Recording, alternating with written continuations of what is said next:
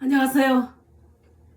맹꽁이 여사의 일기를 두 번째 시간을 가지겠습니다.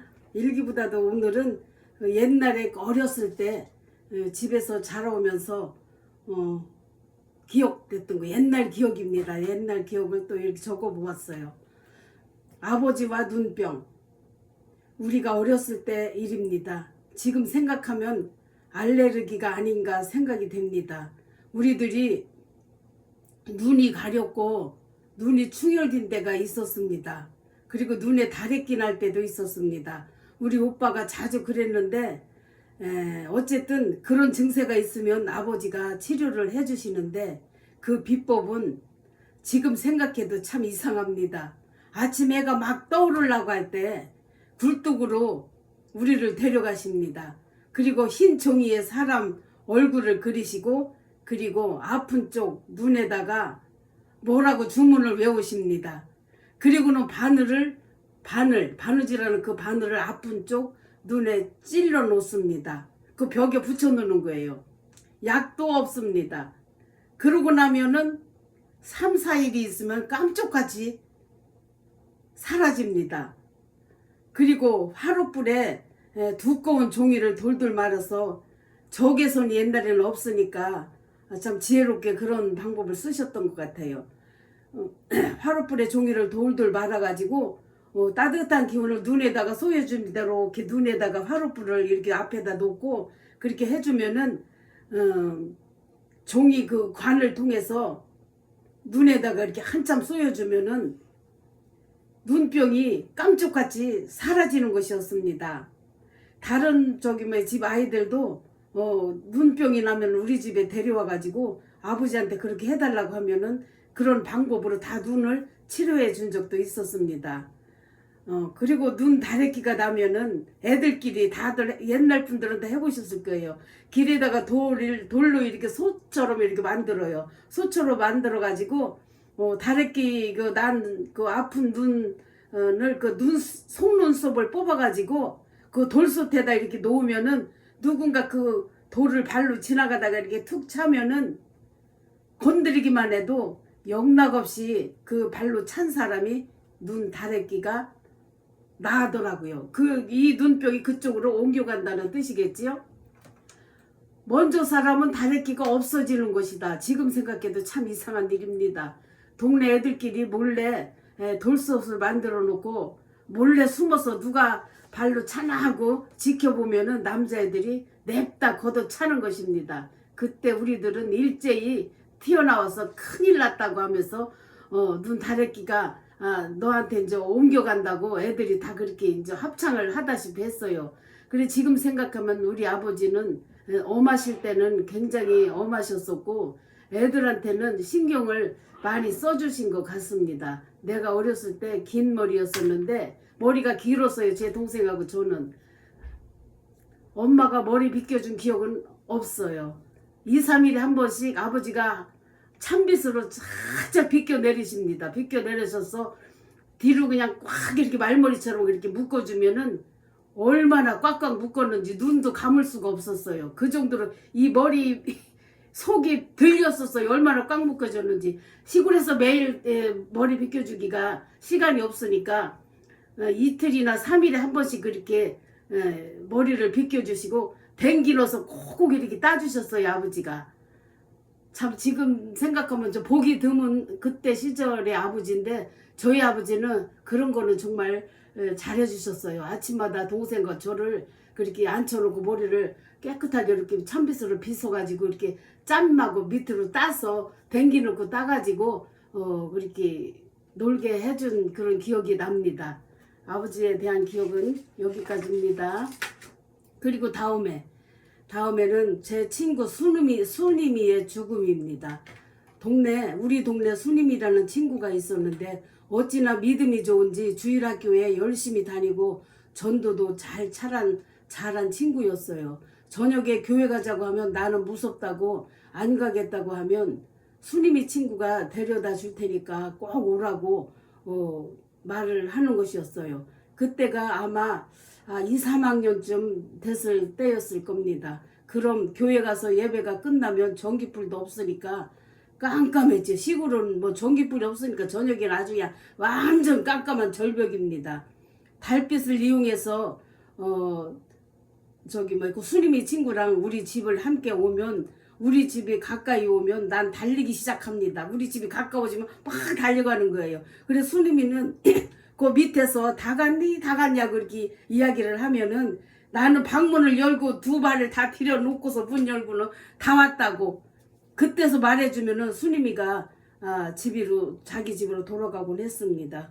그래서 수림이는 자기 집으로 돌아간 것이었습니다. 지금 생각하면 1, 2학년은 꼬마들인데 수림이는 혼자서 그렇게 깜깜한 밤길을 무서워하지도 않고 친구들을 데려다 주었습니다.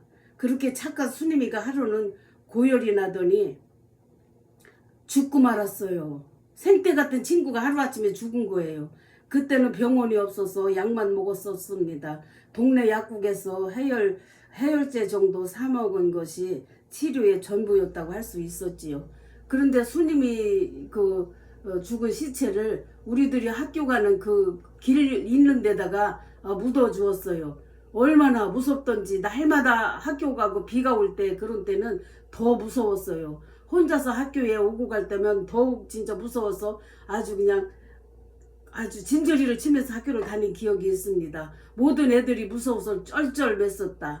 지금도 착한 수님이가 생각이 난다. 지금 천국에서 잘 살고 있으리라 믿어 의심치 않습니다. 저는 그렇게 어렸을 때 수님이라는 친구가 그렇게 저를 전도해가지고 70이 넘도록 꾸준히 신앙생활을 잘 하게 되었습니다. 그리고 이 친구의 기억은 여기까지입니다. 또 다음에 친구 언니의 자살입니다. 그 기억도 생생해서 제가 여기 적은 것 같습니다.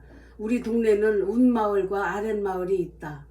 운마을에서 한 반 친구는 순이라는 친구 한 명뿐이었다. 순이네 집이 학교 가는 길목이라서 나는 매일 아침마다 학교 갈 때면 순이네 집에 들려서 순이랑 함께 학교에 가곤 했었는데, 한 번은 순이 언니가 살림을 주로 했었다. 순이네 집은 순이 언니가 주로 살림을 했었어요. 지금 생각하면 그 언니 나이가 21~2살 정도 됐을 것으로 생각이 됩니다. 옛날에는 동네에서 처녀 총각들이 연애를 많이 했었습니다.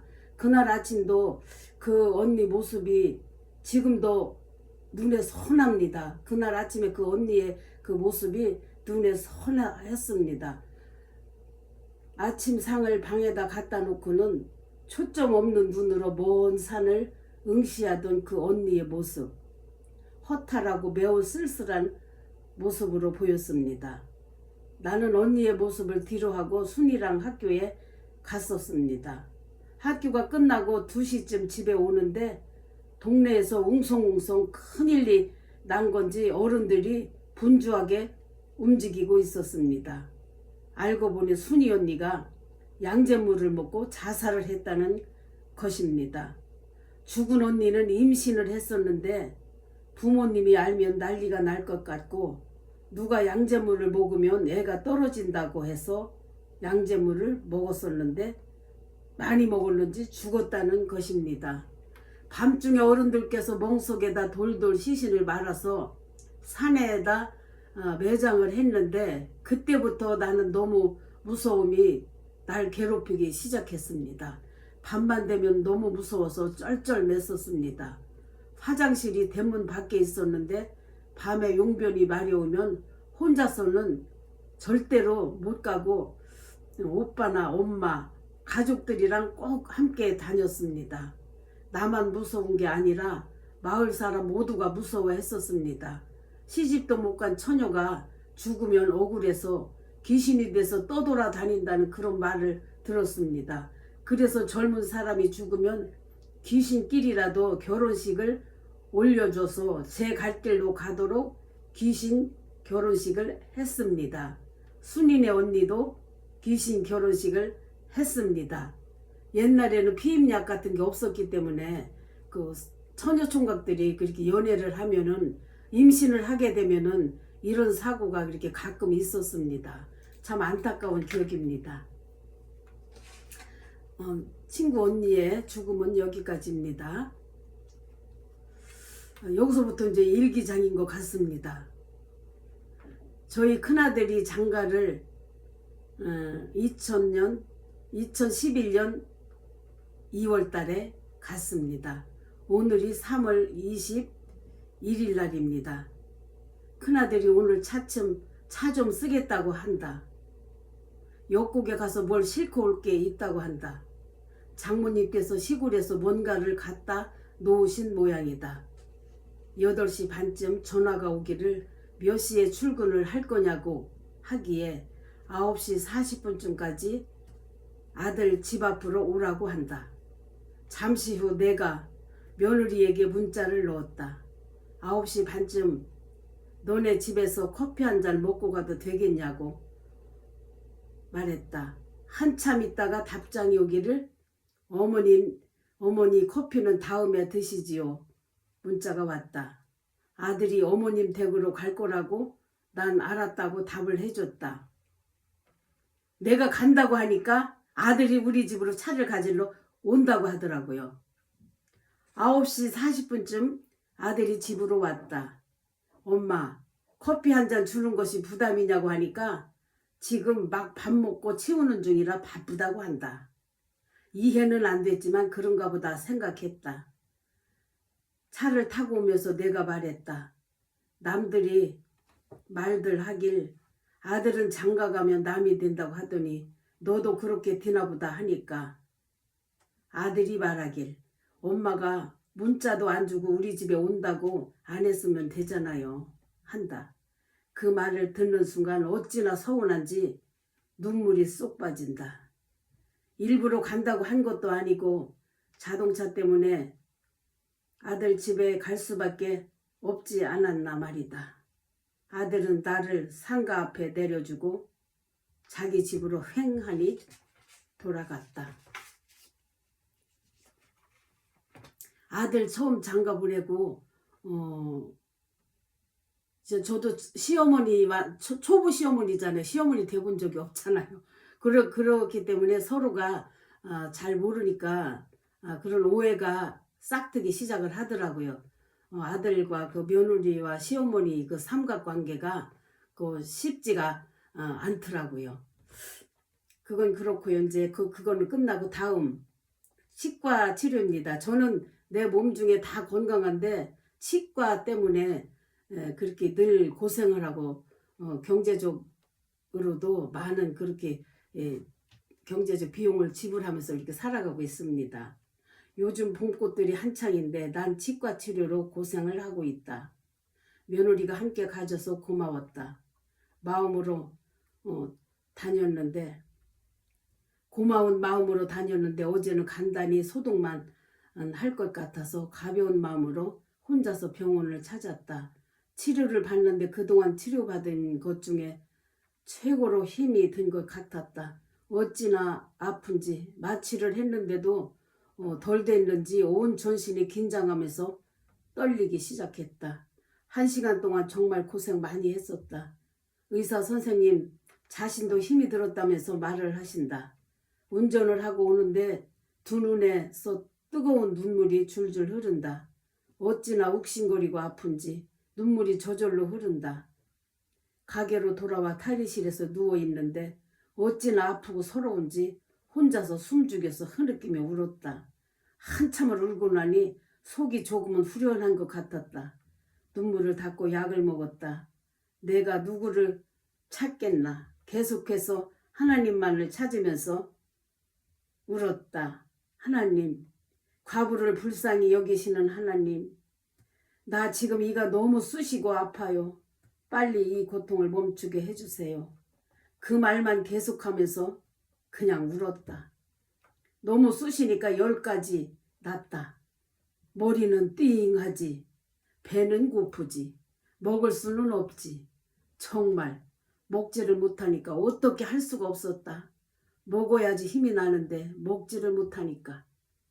어저께 주일날인데도 집에서 죽 몇 숟갈 뜨고 과일즙 한 잔 먹고 갔는데 4시쯤 되니까 기운이 빠지면서 손발이 떨려왔다. 아들과 며느리랑 셋이서 본죽집에 가서 죽을 먹는데 그래도 자식이 있으니까 아플 때 신경을 써주니 고맙기도 하고 만감이 교차하면서 어찌나 눈물이 나든지 애들 앞에서 눈물을 보일 수가 없어서 속으로 눈물을 삼키면서 죽을 먹었었다. 어제는 그렇게 한참을 혼자서 서럽게 울고는 옆집 가게 형님에게 가서 형님도 이 치료하실 때 이렇게 아팠느냐고 그 말을 하는데 또 눈물이 어찌나 나는지 그냥 흐느껴 울었다. 창피한 줄도 몰랐다. 이 고통을 당해보지 않고 어찌 알겠는가. 칼국수 한 그릇만 먹으면 살 것 같아서 칼국수를 시켜서 어찌나 맛있게 먹었는지 통증이 서서히 가라앉으면서 살 것 같았다. 오후에는 꾸준한 손님들이 찾아와서 바쁘게 일을 했다. 모든 상인들과 손님들이 위로를 해주니까 고맙기도 하고 힘이 났다. 저녁에 교회 집사님이 큰 고생하신다면서 두유를 사다 주고 간다.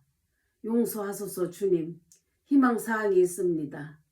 나는 우리 며느리가 쓸어주는 죽이 먹고 싶습니다. 내 입으로 말할 수는 없는 부분을 하나님께서 우리 며느리에게 지혜를 주소서. 주님, 어제는 정말 힘든 하루를 살았습니다. 2011년 4월 달에 있었던 일입니다. 다음입니다. 운동 갈 기운도 없는 날입니다. 아무리 힘들어도 운동은 매일 나갔었는데 오늘은 정말 운동 나갈 힘이 없었다. 선식이 나한테는 안 맞는지 어제 가게에서 선식을 한 잔 먹은 후로 계속 설사를 했다. 밤에도 몇 번을 설사를 하고 나니 기운이 하나도 없었다. 국수 종류가 먹기가 편한 것 같아서 칼국수 라면을 푹 끓여서 가위로 잘게 잘라서 그냥 마셨다. 설사로 배설을 하고 나니 힘이 하나도 없다. 먹을 수 없는 고통이 얼마나 힘든 일인지 이번에 철저히 체험을 한다. 아침 일찍 일어나 선식을 끓여서 조금 먹어보았다. 오늘도 치과 가는 날인데 두려운 생각이 스친다. 그저께처럼 힘이 들면 어떻게 하나 하고 이번 주 중에 틀니를 끼울 수 있다고 했으니까 기대해 보련다. 어저께 밤에 작은 아들에게 전화가 왔었는데 작은 아들도 요즘 이사하느라 많이 힘들다고 한다. 공동체이기 때문에 이삿짐 센터도 부를 수가 없고 가족들끼리 이사를 하느라 수십 번을 오가면서 짐을 나르니 얼마나 힘이 들겠는가. 그리고 노인 사역 첫 단계로 80도 넘으신 할머니 한 분을 모시기로 했단다. 엄마를 생각하면서 노인 사역이 중요하다고 생각했단다. 요즘은 세상이 바뀌어서 부모를 거역하는 세상이다. 이것도 2011년 4월 달에 있는 일입니다. 저희 작은 아들이 공동체 생활을 했습니다. 어려운 결손 가정 애들 한 20여 명과 함께 그 아이들을 이렇게 밥을 해주고 학교를 보내고 하면서 군대 갔다 와서 그 어린 나이에 그런 공동체 사역을 하고 있었는데 이제 자기 엄마를 생각해서 앞으로 이제 노인들한테도 그런 사역이 필요하겠다 생각해서 그 의지가지 할 때 없는 80대 노인을 거기다 또 모시고 살았던 거예요. 그런 얘기를 했을 때 정말 대견한 아들이어서 참 미안하기도 하고 고맙기도 하고 그런 생각이 들었었습니다. 다음입니다. 눈물의 장로 취임식. 7월 첫째 주가 우리 교회 27주년 기념날이었다. 장로, 권사, 임직을 하려고 했는데 우리 교회 전 장로님, 전 집사님이 암으로 투병 중에 얼마 살지 못할 것 같아서 서둘러서 전 집사님 혼자서 장로 임직 안수를 했다. 바짝 말라 뼈밖에 없는 전 집사님은 깨끗이 정장 차림으로 휠체어에 앉아서 안수를 받았다. 목사님도 떨리는 목소리로 안수를 하셨는데 전 집사님도 하염없이 눈물을 흘리고 전 교인들도 모두가 흐느끼며 지켜보았다. 건강할 때 함께 신앙생활을 했었고 특히 집사님은 교회 체육대회 때마다 나랑 응원 단장을 맡아서 하기도 했었다. 집사님은 교회 학생 교사로 사역도 했으며 목사님의 오른팔처럼 목사님의 뜻을 잘 따르고 섬겼던 분이시다. 그런 성도를 저 세상으로 보내야 하는 목사님의 마음은 얼마나 아프시겠는가. 나는 목사님이 그렇게나 상심하고 눈물로 일주일 동안 금식하며 기도하시는 모습은 처음 보았다.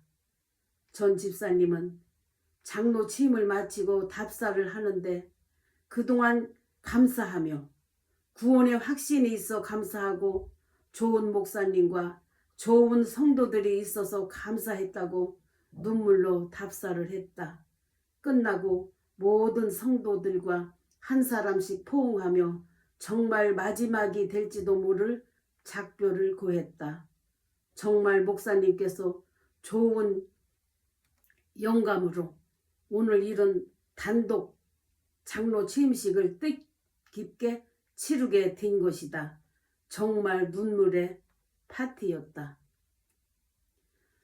장로 취임식을 앞두었는데 이 일은요, 장로 취임식을 앞두고 이 암 걸린 이 집사님이 취임식 하는 날까지 생존하기가 어려울 것 같아서 이 집사님 먼저 혼자 장로 취임식을 했었어요. 지금도 정말 눈에 선합니다. 믿음이 얼마나 좋다는 거를 우리가 정말 알 수 있었어요.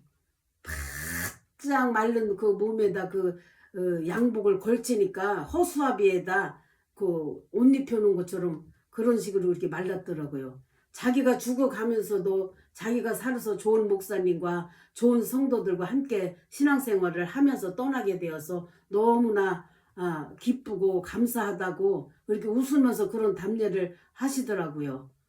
정말 잊지 못할 그런 날이었어요. 이때가 2011년 11월 달이네요.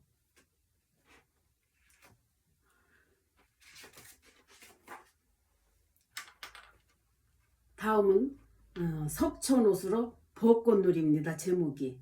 예배를 마치고 5시에 아들과 며느리와 함께 동태찜으로 저녁을 먹고 석촌호수에 벚꽃이 한창이라며 가보았다. 벚꽃이 한창이라 하여서 가보았다. 정말 꽃이 절정을 이루고 있었으며 사람들이 얼마나 많은지 우리는 석촌호수를 한 바퀴 돌면서 사진도 찍고 며느리가 문화상품권을 저에게 주었다. 제가 책을 좋아하니까 책을 선물한다고 하며 교보 문고에 가자고 해서 갔다. 갈 때마다 사고 싶은 책은 많았지만 무슨 책을 고를까 신중에 신중을 했다. 류시와 작품도 사고 싶고 김수환 추기경님의 작품도 사고 싶고 고심 끝에 완전한 진리를 선택했다. 주로 내용이 현대 기독교인들 또 교회와 사회의 변천사를 다각도로 다룬 포괄적인 책이었다. 믿음의 사람으로 살면서 영적으로 더 반성하고 성숙해야 하기에 선택한 책이었다. 책값이 29,500원 거금이었다. 상품권이 3만원짜리라고 하여 거기에 맞춘 것이다. 며느리에게 고맙다고 하며 한번 안아주었다. 난 서점에 가서 책을 고르고 책을 살 때가 가장 행복하다. 오늘도 새벽부터 바쁘고 알찬 하루를 보냈다. 이렇게 저는 일기를 매일 쓰지 않고 특별한 날 기록하고 싶은 그런 사건이 있을 때만 일기를 써서 이렇게 기록을 하면서 살았습니다. 일기장을 쭉 싸놓고는 또 수년이 있다가는 그걸 어디다 내보일 수도 없고 해서 그걸 태우고 그렇게 했었습니다. 일기 쓰는 습관은 있기 때문에 태우고 또 쓰는 거예요. 그래서 이번에는 이제 제가 나이도 있고 해서 좀 정리할 거 정리하면서 살아야 되지 않나 싶어서 일기장으로 이렇게 영상을 찍어서 함께 공유해 했으면 어떨까 하는 생각으로 이렇게 했습니다. 오늘 여기까지입니다. 감사합니다.